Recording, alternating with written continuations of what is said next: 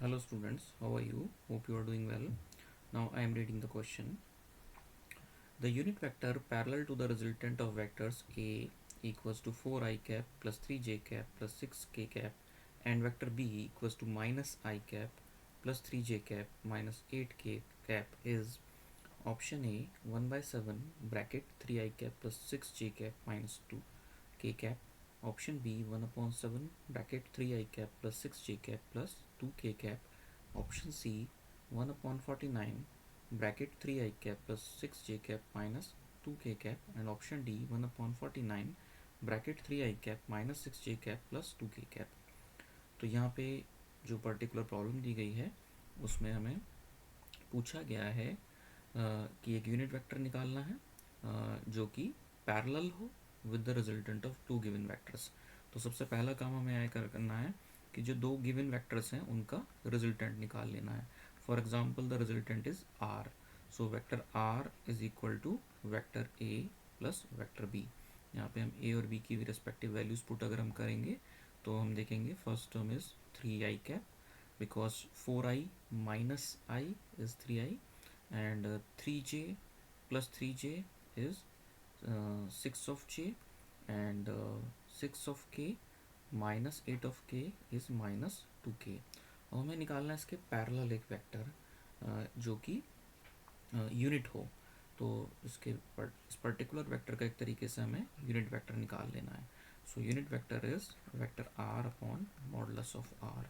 सो ये वैल्यू जाएगी हमारी 3i cap plus 6j cap minus 2k cap upon square root of 3 square plus 6 square plus minus 2 square. So इसको जब हम solve करेंगे तो ये वैल्यू हमारी आएगी 1/7 3i cap plus 6j cap minus 2k cap. So in this way we can say that option A is correct here. Option A हमारा यहाँ पे सही option होगा. Now let us move to another problem.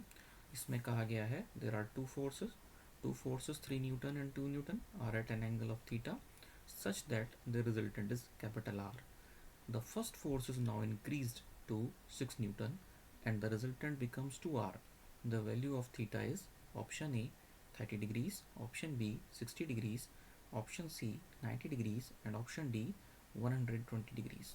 So यहाँ पे particular problem है given on the concept of the formula of resultant of two vectors.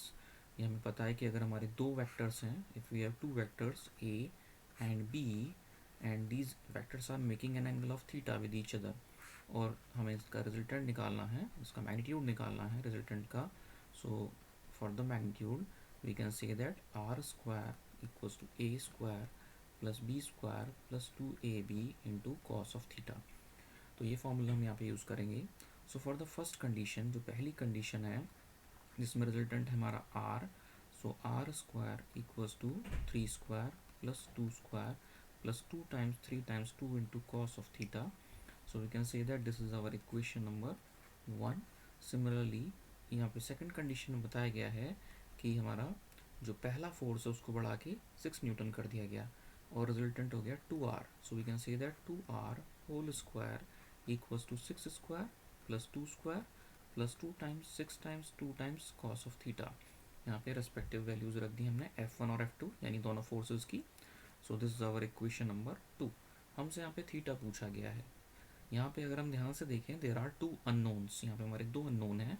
The first unknown is R, पहला unknown है हमारा आर और सेकंड अननोन है हमारा theta. तो हमें यहाँ पे थीटा निकालना है तो हमें एक तरीके से आर को एलिमिनेट करना पड़ेगा. आर को एलिमिनेट करने के लिए हम क्या कर सकते हैं कि दोनों इक्वेशंस को रिस्पेक्टिवली डिवाइड कर सकते हैं. लेफ्ट हैंड साइड को लेफ्ट हैंड साइड से, राइट हैंड साइड को राइट हैंड साइड से. So by the operation 2 divide by 1.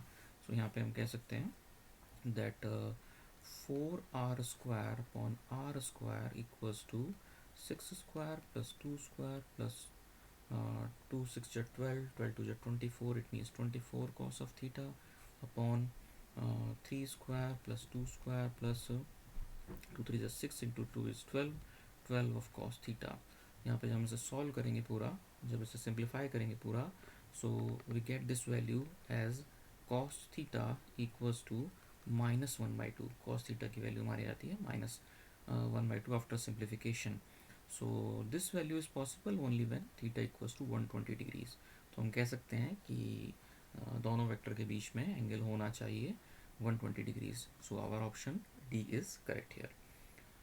Now let us move to another problem.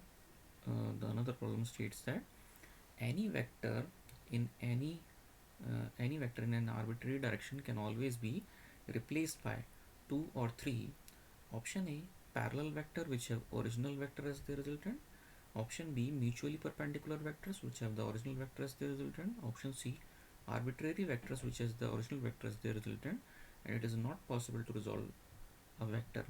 तो ये particular problem fact based problem है, इसमें हमें फैक्ट रिमेंबर करना पड़ेगा कि हमें कोई भी एक वेक्टर जो है आर्बिट्रेरी डायरेक्शन में अगर है, हम उसको रिप्लेस कर सकते हैं अलग अलग आर्बिट्रेरी वेक्टर से, जिनमें कि which have their the original vector as their resultant, जिनका रिजल्टेंट ओरिजिनल वेक्टर के बराबर हो, तो ये आर्बिट्रेरी वेक्टर से रिप्लेस किया सकता है. So we can see that option C is correct here. Now let us move to another problem. इसमें कहा गया है three concurrent forces of the same magnitude are in equilibrium. What is the angle between the forces? Also name the triangle formed by the forces at sides. तो यहाँ पे कहा गया है कि कॉन्करेंट फोर्सेज हैं, किसी एक पर्टिकुलर पॉइंट पे या किसी एक पर्टिकुलर ब्लॉक पे अप्लाई किए जा रहे हैं और ये सेम मैग्नीट्यूड के हैं और साथ के साथ इनका एक्विलिब्रियम में है. इसका मतलब इनका तीनों का आपस में रिजल्टेंट ज़ीरो है, तो इनके बीच में एंगल क्या होना चाहिए? तो इसको आप जो है फैक्ट बेस्ड प्रॉब्लम के तौर पे ले सकते हैं. अगर हमारे पास थ्री फोर्सेस हैं और उन्हें एक्विलिब्रियम में करना है और अगर उनके मैग्नीट्यूड भी सेम है, तो हमें याद रखना है कि वो फोर्सेस एक दूसरे से इस तरह से कुछ 120 डिग्री एंगल बनाएं आपस में. और अगर हम देखें इन फोर्सेस को, हम एक तरीके से रिड्रॉ करके देखें इनको, क्योंकि वेक्टर्स को हम जो है पैरेलल शिफ्ट कर सकते हैं, पैरेलल शिफ्ट कर सकते हैं, फॉरवर्ड बैकवर्ड शिफ्ट कर सकते हैं. तो इस तरह से इन वेक्टर्स को जो है हम एक अगर एक शेप में फॉर्म करें तो एक आइसोसेलेस ट्राइंगल या ऑब्ट्यूज ट्राइंगल की तरह से नहीं, हम कह सकते हैं यहाँ पे इक्विलेटरल ट्राइंगल की तरह से ही मिलेगा, बिकॉज एंगल यहाँ पे 60 डिग्रीज होगा, बिकॉज यहाँ पे हमारे फोर्सेस क्या हैं, इक्वल हैं. So we can say that the triangle is equilateral here. So our option is B is correct here, that the forces must have an angle of 120 degree with each other and they form an equilateral triangle. So hope you understand the problem. Thank you very much.